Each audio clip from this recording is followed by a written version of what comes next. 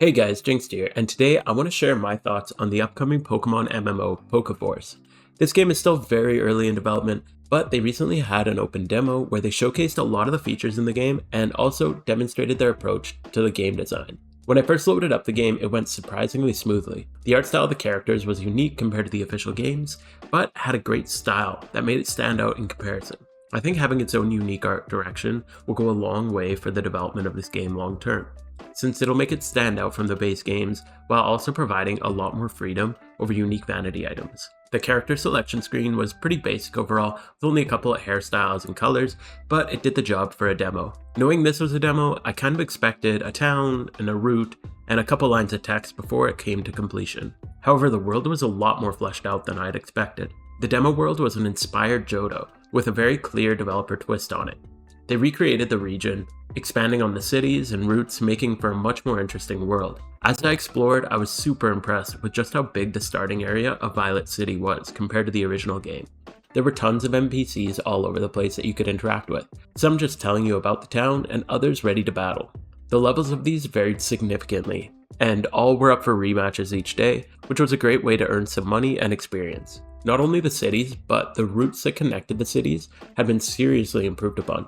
Instead of being a small path between towns, they were large spanning areas with many varying grass patches to get encounters in, and different resources to harvest from. This made traveling much more interesting, and also made learning efficient woodcutting paths much more interesting too, since there were so many options of places to harvest from. As I wandered the town, I found a quest board where you could take out different mini quests for money and XP. Initially, I thought this was a cool mechanic. Go kill 5 Rattatas, get a bonus, and a great way to kill some time when you aren't sure what to do next. Little did I know, these can lead you down paths that can take many steps to complete. This became a much larger component of my enjoyment of the demo than I had initially expected, and definitely curated my gameplay and slowly pushed me out of my comfort zone. I saw a quest to get 50 pieces of iron, so I went to buy a pickaxe, but I didn't have enough money for the pickaxe, so I went and harvested wood until I could afford it. Once I finally got the pick, I headed into the mine and saw some iron.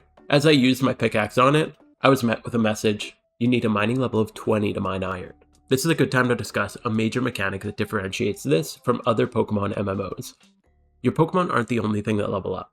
Your character actually has their own levels as well. PokeForce drew a lot of inspiration from games like RuneScape, where the player has their own levels in gathering materials such as woodcutting, mining, and even a general trainer level. This is amazing for a sense of progression, where doing an activity will result in permanent experience and overall long-term progression of your character.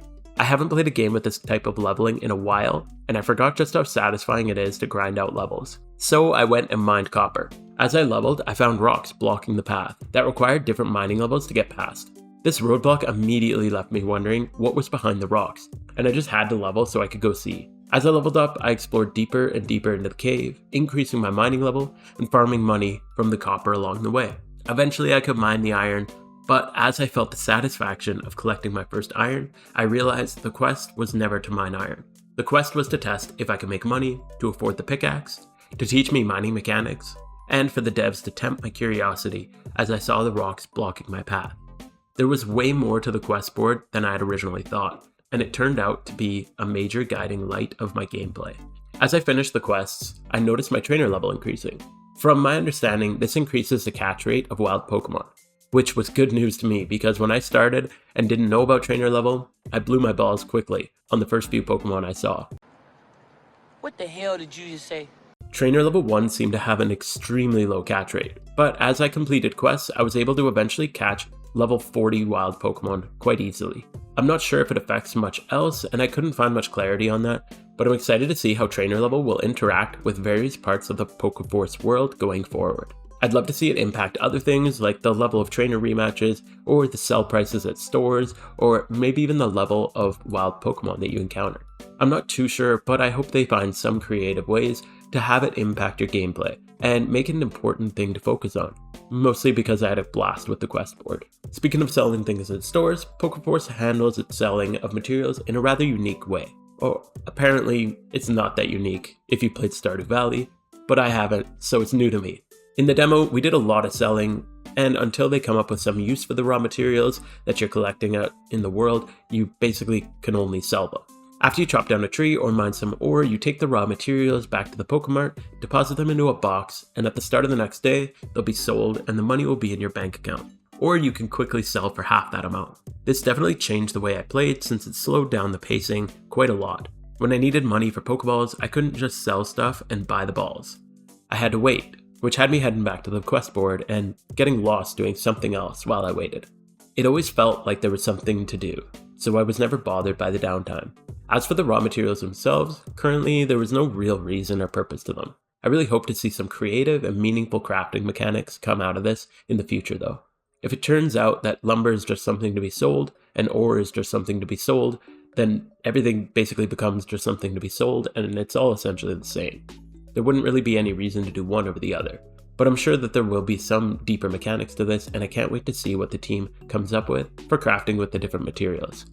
One critique I will add at this point, however, is that I spent a lot of time interacting with these activities that weren't focused on Pokemon during these times. While I did enjoy them, they definitely were removed from what someone would expect going into a Pokemon game. I think it's fine to mix the genres, however I do think that a lot of pure Pokemon players might be put off by these mechanics since you're going to spend a significant amount of time without doing battles or anything else that you would expect from a Pokemon experience. So if you do want to check this game out at its release, just keep in mind that it does have a heavy focus on the MMO or collection aspects, and you'll spend a lot of time avoiding battles and Pokemon encounters in order to focus on collecting materials and leveling up your character. While I was walking through the world, I noticed that there were wild Pokemon walking around in the grass. This meant you didn't just have to take random encounters from the standard grass encounters, but you could actually target specific species while you were hunting.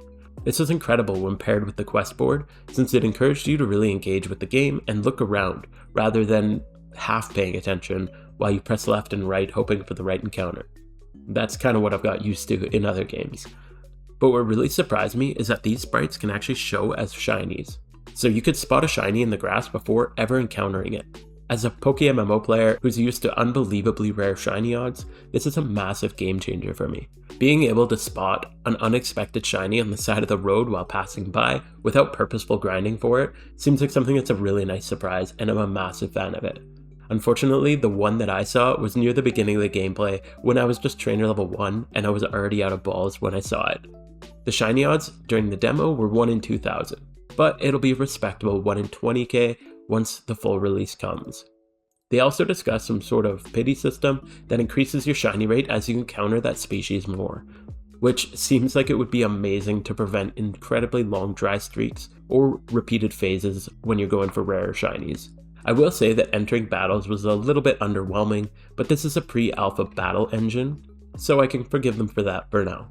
There wasn't really many animations, there currently isn't any status effects, and some moves just didn't really work.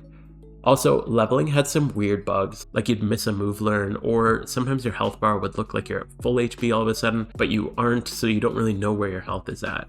The trainer battles were extremely buggy at the start as well. However, the difference in how these functioned, along with many other aspects of the game, on day 1, compared to how they functioned on the final day of the demo, was incredible. The devs were hard at work and very transparent with all the changes that they implemented throughout the course of the demo. There were so many updates put out during this time, all with detailed notes on what they were changing. Even quick fixes to people's initial complaints, like the missing moves on Level Up, which I had on my Cyndaquil, missing Ember.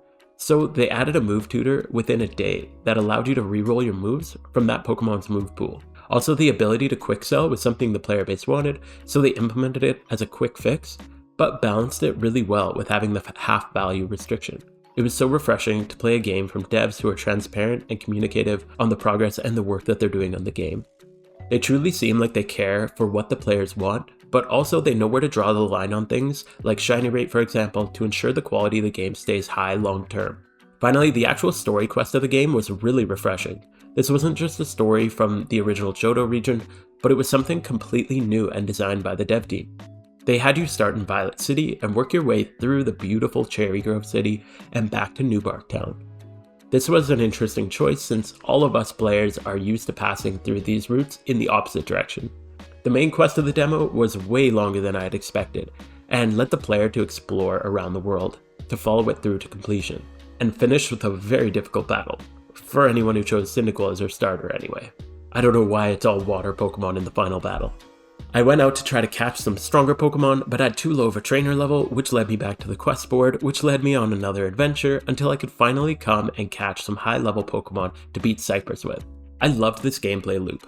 When I finally took Cypress down with my level 40 Raticates, I'd completed the main quest and went to collect my fancy exclusive summer hat.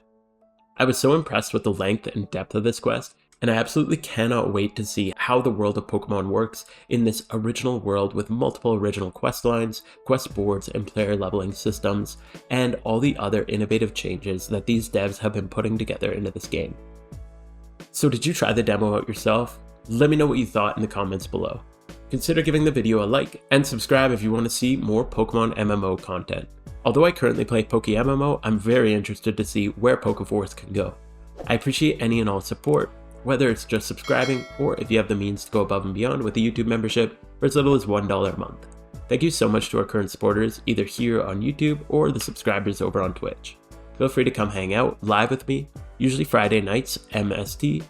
I stream both here on YouTube and on Twitch, so please stop by and come say hi. Thank you all for watching all the way to the end, and I hope you have a fantastic rest of your day.